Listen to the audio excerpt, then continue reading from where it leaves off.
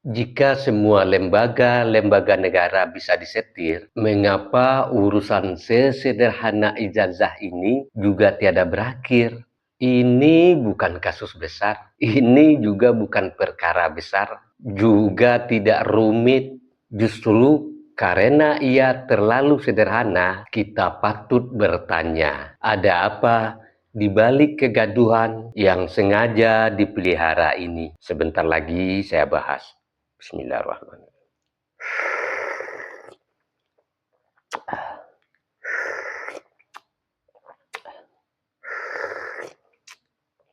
Alhamdulillahirrabbilalamin. Ada satu hal yang selalu menarik di balik tuduhan ijazah palsu kepada Pak Jokowi. Bukan karena tuduhannya kuat, melainkan cara berpikir para penuduhnya dan juga pendukungnya penuh kontradiksi. Mereka berkata aparat hukum sudah disetir, mereka juga berkata bahwa kampus sudah disetir, mereka juga berkata bahwa negara ini juga disetir. Pokoknya semuanya lah disetir, semuanya dikendalikan. Namun di sini pertanyaan yang paling sederhana muncul. Jika benar semuanya disetir, mengapa urusan yang sangat remeh ini juga tidak selesai-selesai? Ini bukan perkara besar, bukan kejahatan rumit, bukan pula kasus yang memerlukan waktu yang panjang.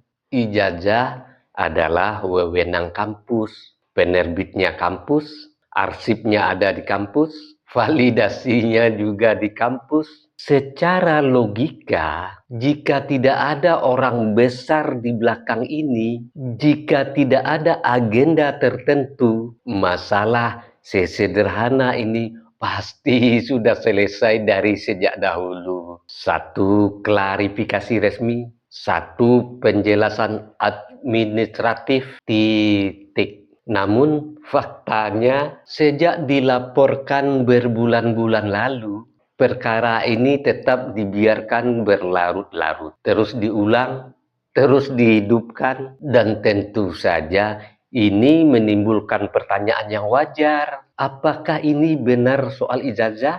Atau justru karena soal kepentingan agar isu ini benar-benar tidak pernah selesai? Dan lebih aneh lagi, setiap kali kampus memberi penjelasan, kampus malah ikut dituduh. Ketika proses hukum berjalan, disebut rekayasa. Ketika hasil mereka tidak sesuai harapan, dianggap ditutup-tutupi. Di titik ini, saya merokok dulu. Di titik ini pasti yang dicari bukanlah kebenaran, melainkan pembenaran bagi prasangka yang sudah terlanjur ditanamkan. Lalu ketika Pak Jokowi mengatakan ada orang besar di belakang ini, ada agenda politik besar di belakang ini, sebagian dari mereka langsung berteriak, buktikan, sebutkan namanya, bikin gaduh, segala macam. Alamak, yang mereka bikin gaduh merasa tidak bikin gaduh.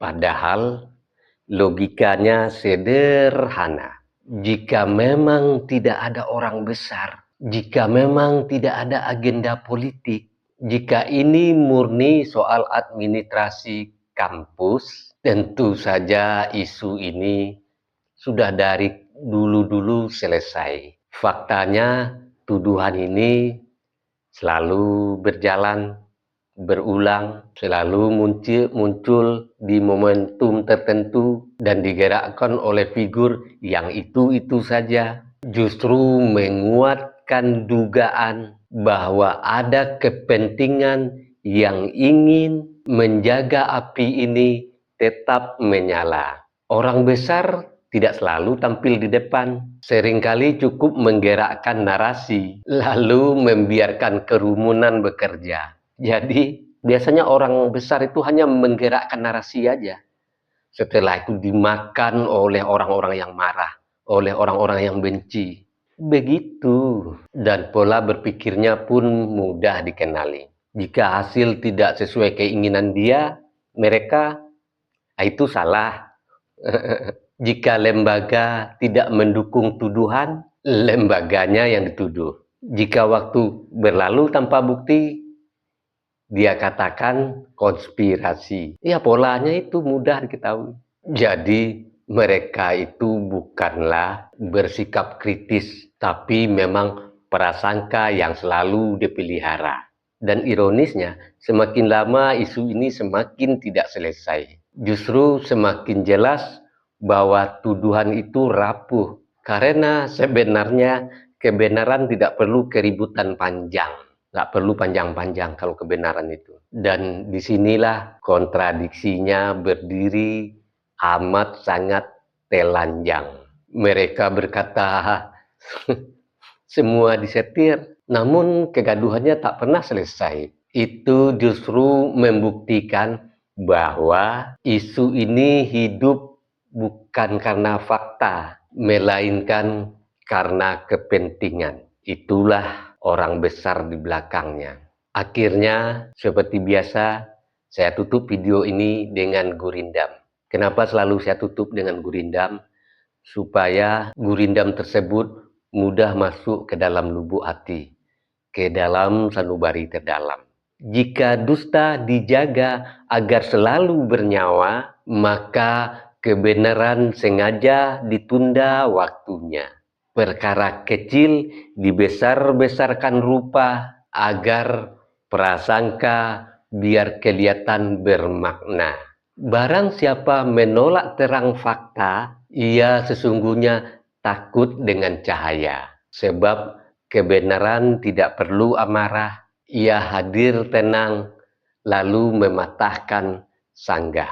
Saya Beni Budaya.